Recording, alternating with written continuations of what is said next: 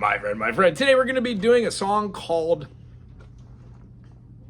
Too Bad for Us by an artist named Rose. Now, this song is in the key of E, however, I've got a capo on, which means if I play what looks like a C major, we're going to achieve what is an E major. Now, for this song, we quite literally have E major, F sharp minor, G sharp minor, A major, B minor, C sharp minor, D sharp diminished, but you're not going to have to worry about any of that because quite seriously, quite literally, we're going to put a capo on the 4th fret, play the C major, that's our 1 chord, and then we're going to play a G major.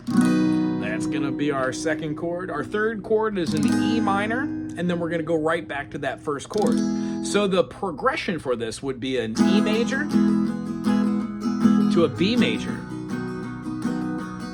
Then we're going to be playing a G sharp minor, back to that E major. Now, from this point on in this video, I'm going to stop doing it through the eyes of what the name of the chords are and just show you what the name of the chords are in relationship to the capo. I hope that does make sense. At the end of this video, I'm going to take the capo off and show you how to play the same progression. For this song, the chorus is going to be a C to a G to an E minor, back to that 1 chord, the C. We're going to do that again.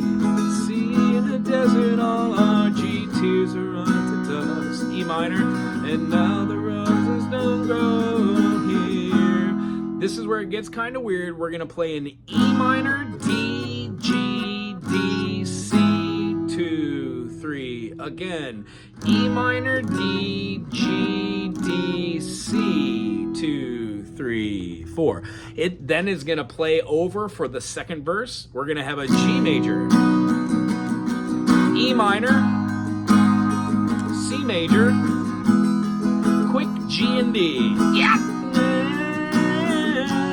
Back again to the C, and then a quick G and a D. That is what is considered the verse, and then we've got our pre-chorus. You are going to play what looks like a C, and then rather than go into a D major, just scoot that whole sucker up a whole step. Ow! Sounds so much better than playing just our regular D shape. It gives you what would be called a 6-9 chord. So we're going to move that all the way up. After doing that 2 times, it's going to go right back into the chorus, and it's going to sound like this.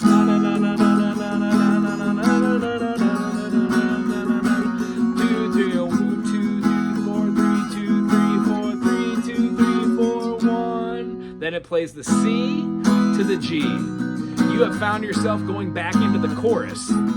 So the chorus is the same exact thing as the intro of this song. Remember, when we move through these notes, we're going to be going back and forth to that E, D, G, D, C, 2, 3, 4.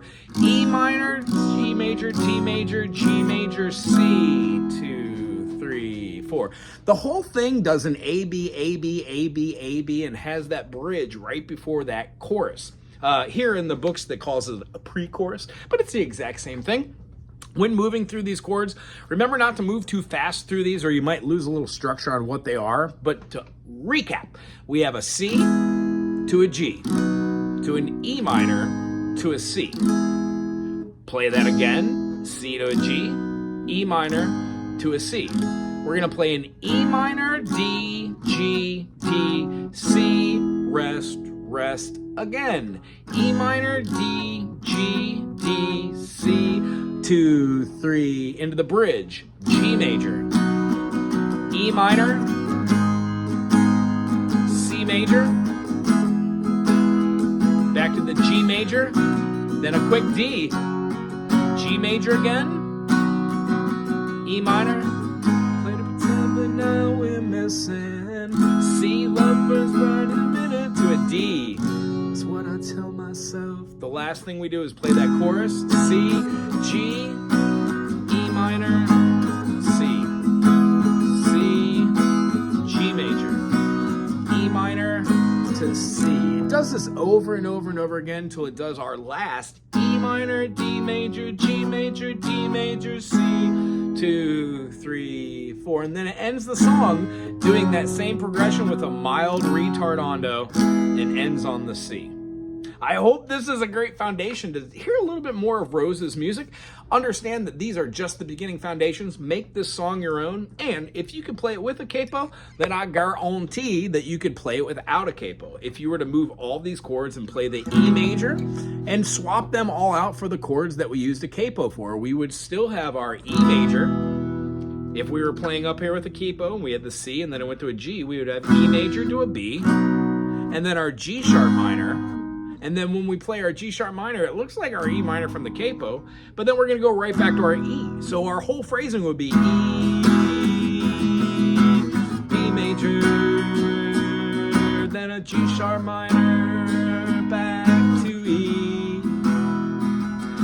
That little quick movement that we do would actually be like our F sharp minor, right? So we have our, G sharp minor would be considered our E. So G sharp minor, E major, and then we're going to be playing what looks like our D up here. Well, that's not our D anymore, that's our G. So our G sharp is all over the place. When we're using G sharp and F sharp, remember that we're in the key of E major.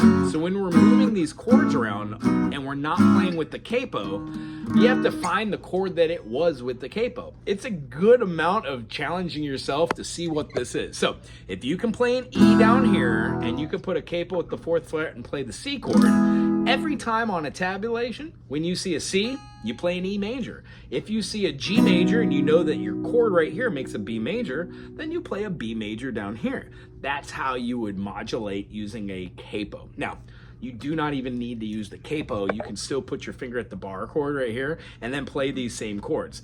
This is how I would play that E. This is how I would play that B, right? And you can even move these to play like that. It's a bigger stretch than you would think, but if you practice at this every day over the course of 2 months, 3 months, 6 months, a year, 2 years, 5 years, you just get better at playing without a capo and better at making bar chords. I hope this was a great foundation, as I said, to get you going in the right direction. If you enjoyed, put something cool in the comment section, and we will see you soon. Aloha.